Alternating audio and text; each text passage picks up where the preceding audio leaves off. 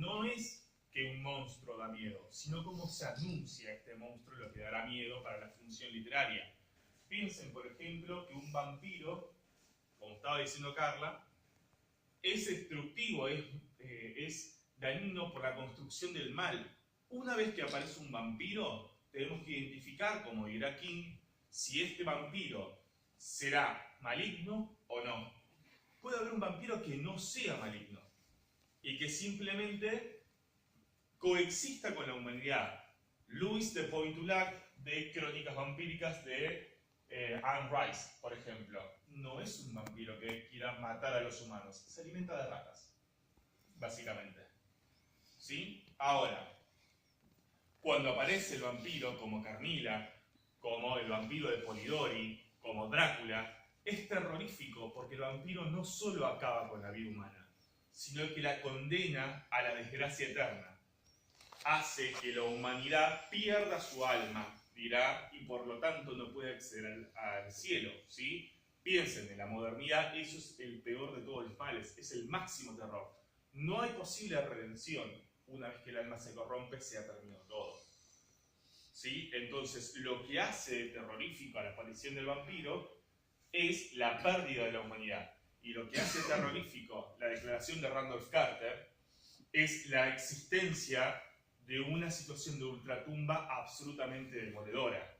¿Sí? Solo la voz de eso que está en las profundidades de la tierra puede volver loca y sumir en la desesperación a una persona. Un detalle, ¿cuánto tiempo pasa ahí Randolph Carter? No lo sabemos. Él dice que hay una luna menguante, después dice que hay una luna creciente, después dice que hay una luna menguante, después dice que hay una luna creciente.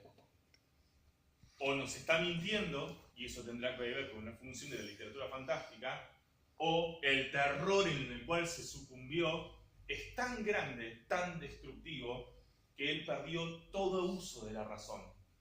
Entonces, ¿qué es lo que está declarando Carter si no recuerda nada? Si no puede estar ahí realmente. ¿Sí? ¿Cuál es la declaración de Randolph Carter? Que en todo caso hay algo que puede pudrir todo, incluso a uno mismo. Hay un montón de anuncios de que eso va a pasar, que algo malo va a pasar. Si vemos la situación de la construcción de la poiesis, ¿sí? Lo que hace poético a cualquier construcción literaria, tenemos esta función inolvidable, ¿sí? Las rocas corruptas. En la traducción quedan como corrompidas, pero en realidad son rocas putrefactas. ¿Qué es lo que puede provocar que una roca se pudra? ¿Sí? ¿Qué es lo que hace que se sienta un olor malsano en un lugar? Tan podrido está el ambiente que todo queda arrastrado en esa construcción maligna. O sea, continuar ahí claramente va a terminar provocando la muerte de alguien, la desesperación. ¿Quién dirá que el terror es eso? Es todos los anuncios que se dan, que uno sabe que si sigue leyendo, algo malo va a pasar. Y eso es lo que le gusta al lector de las cosas de terror. Saber que algo malo va a pasar y continuamos leyendo. No pudo haber sucedido nada bueno de la declaración de Randolph Carter. O sea, están yendo a un cementerio, no es un cementerio público como el que nosotros conocemos, sino que está en el medio de una hondonada, en un pantano, está olvidado, imposible de acceder. Los policías lo encuentran fuera del pantano, no en el cementerio. Él indica un lugar que no existe. Entonces, ¿qué pasó realmente con Randolph Carter? O vio algo que lo destruyó mentalmente, y ese algo es un ser destructivo y demoníaco, o hay una construcción fantástica. Carter mató a Warren y en realidad está mintiendo. Por eso, en su declaración, se va pisando todo el tiempo y está diciendo mentiras, detalles mínimos, pero una declaración que no cierra. No cierra porque él dice, es verdad, alguien me vio, hay testigos. Nosotros íbamos para el camino del Gran Ciprés, en Gainesville. En un día, en una noche, con luna creciente. Y después dice, bueno, pero la luna era menguante. Entonces, ¿era menguante o era creciente? ¿Qué día fuiste? ¿Cuándo lo hiciste realmente? ¿Qué es lo que pasó con Harley Warren. Entonces, ahí tenemos dos situaciones. O nos miente intencionalmente, o nos miente porque algo pasó y creó otra idea u otra ilusión de la realidad. ¿Sí? Y eso es una construcción de la literatura fantástica. Lovecraft es el especialista, o fue el especialista en realidad, de terror en su época. A Lovecraft se lo reconoce de la siguiente manera. Dicen los especialistas, fue el gran creador del terror, pero lamentablemente tuvo un problema. Era pésimo escribiendo. Entonces, las ideas de Lovecraft, llevadas por otro escritor que sea bueno, son impactantes, son perfectas. Si alguien puede ver, en Netflix está la película Aterrados, que es una película argentina que trabaja algo similar a la declaración de Randolph Carter, pero bien hecha. ¿Sí? A nivel literario, la declaración de Randolph Carter es mala. A nivel ideas, es absolutamente perfecta. ¿Sí? ¿Y por qué Lovecraft dice que esto es terror y es literatura fantástica? Porque según Lovecraft, en el horror sobrenatural, lo que construye la literatura fantástica en realidad es la aproximación con la muerte. Nosotros históricamente, la humanidad, siempre estuvo asociado con los relatos de terror. Lovecraft dice, ese hecho de lo terrorífico en realidad nos devuelve a la vida. La situación de poder sobrevivir un día más sabiendo que el terror a la muerte existe todo el tiempo. Y así se va construyendo poco a poco toda una genealogía de terror. ¿Sí?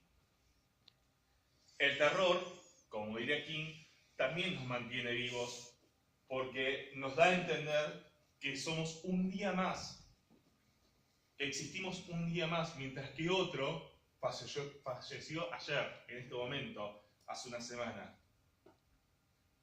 El lector de literatura de terror ama encontrarse esto, que está un día más vivo. Y en esta continuidad dirá, es el morbo lo que establece la literatura de terror. Y, por último, para dar una idea de cómo se construye el terror, y puntualmente cómo se construye el terror en esta obra, podemos utilizar la teoría de lo siniestro de Freud. Freud dice que lo siniestro es aquel elemento conocido que al sumarle algo diferente se construye en otra cosa que nos parece perversa y de esa manera nos anuncia que eso está mal o que algo está mal. En una pesadilla, las cosas que son similares a la realidad funcionan de otra manera y eso provoca una alteración en nuestros sentidos. En el caso puntual de las obras de terror más actuales, más modernas, que pueden estar en un videojuego, por ejemplo, creo que es Toyama, el director de Silent Hill, lo que dice es, yo tomo a un personaje, ¿sí? A una enfermera, por ejemplo, la hago moverse de manera horrible, y la vendo toda, y hago que cuando le da la luz, deje de moverse. Ahora apago la luz y se empieza a mover de una manera espantosa. Una manera similar a los humanos, pero que no son humanos. Entonces provoca un terror. Provoca un terror porque el humano no se mueve así. Lo puedo reconocer como humana, lo puedo reconocer como si fuese, como si alguna vez hubiese sido una persona, pero no lo es. Entonces, ¿qué es eso que está ahí? Esa situación que perturba genera lo siniestro, lo perverso, dirá Freud. ¿Sí? Entonces, en este caso puntual, en lo que refiere a la declaración de Randolph Carter, es una declaración que no sabemos si está dada en una comisaría o en un psiquiátrico. ¿A quién le declara Randolph Carter? ¿Por qué está declarando Randolph Carter? ¿Sí? ¿Por una desaparición? Puede ser. ¿Dónde estuvo Randolph Carter? Si ese cementerio no es un cementerio, en realidad, ¿qué es? ¿A dónde entró? ¿A dónde entró Warren? ¿Qué es lo que pasó realmente? Todas esas incógnitas son las que encierra la declaración de Randolph Carter. Y es esto la construcción del terror. Es un ejemplo de cómo se construye el terror. Esto mismo puede suceder, por ejemplo, en la situación de los cementerios. Uno dice, cementerio, obra de terror. No, es verdad que podemos tener Cementerio de Animales de Stephen King, pero también podemos pensar en la aparición de los cementerios de Praga en Lo insoportable del ser. Ahí el cementerio es algo bueno, algo lindo. En el caso del Cementerio de Animales de Stephen King, es un cementerio de mascotas. No hay nada malo ahí. Ahora, lo que está detrás del cementerio, la segunda parte del cementerio indio de los Mi'kmaq, es otra cosa. Y ahí la construcción discursiva cambia. Ya no es un lindo cementerio, ya hay vapores, ya hay ruidos obscenos, ya hay situación de pudrición, de bruma, de un tiempo que no pasa. Y ahí es donde se construye el terror. Cada vez que pasan la otra franja del cementerio, el tiempo se detiene, el tiempo real se detiene absolutamente. Entonces, ¿a dónde van cuando entran al cementerio de animales? O sea, en realidad el cementerio de los Mi'kmaq. Y es ahí donde aparece el mal, como había hablado Carla, en la representación del Wendigo. Y es ahí donde lo siniestro surge, porque ese cementerio conocido ya deja de ser algo conocido y pasa a ser otra cosa. Y es ahí donde aparece el mal y el terror en su estado puro. Porque todos saben que si se rompe esa franja, si uno pasa al otro lado, se construye el terror. Algo malo va a pasar y pasa. Ese es esencialmente el elemento que construye el terror, ¿sí? La advertencia de lo que es realmente que algo malo vaya a pasar y suceda. Bien, por mí, más o menos hemos terminado